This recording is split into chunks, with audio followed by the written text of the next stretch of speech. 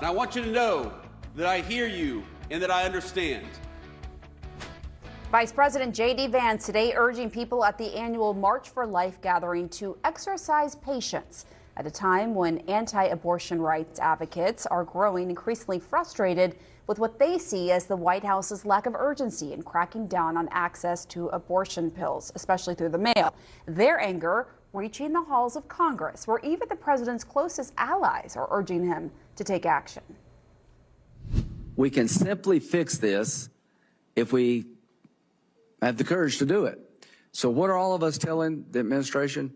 You've been a great pro-life president, Mr. President, but it's now time to deal with this issue.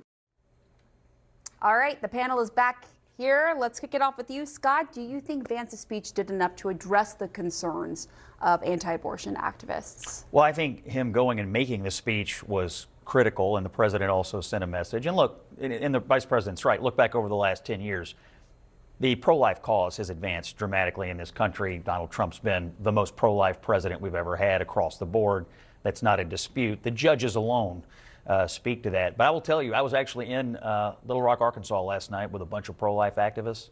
This issue of the pills being sent into states that have outlawed abortion, this is a huge issue. The attorney general down there is an old friend of mine named Tim Griffin. He, among other Republican AGs, are trying to stop these companies from doing it. But this topic is absolutely on the minds of pro-life activists out there. And so the political advice for the Trump administration to engage in it, I think, is sound coming from the pro-life community. And on that note, I just want to read this from the director of the legal affairs at SBA Pro-Life America, who told CNN, quote, "We're at a point where from a lot of the pro-life movement's perspective, this is too important to play political games with.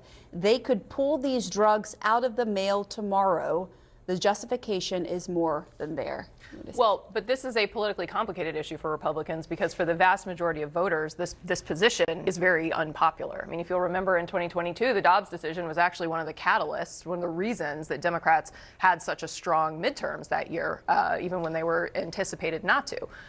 For the most part, the Republican position, and certainly the pro-life base of the Republican Party, the position is out of step with independent voters, with moderate voters, who we see are also, for many other reasons, starting to sour on Donald Trump. I mean, we saw the New York Times Siena poll the other day that showed that a lot of the voters that he was able to peel off in 2024 have soured on him down to pre-2020 levels of dissatisfaction with him. So for Vance and the Republicans to make a decision to, really try to lean in on this carries a lot of political risk for them. It used to be that the Democrats were the ones split on abortion, where you had many, pro-abortion restriction Democrats and many with no restrictions at all. Now you're seeing that now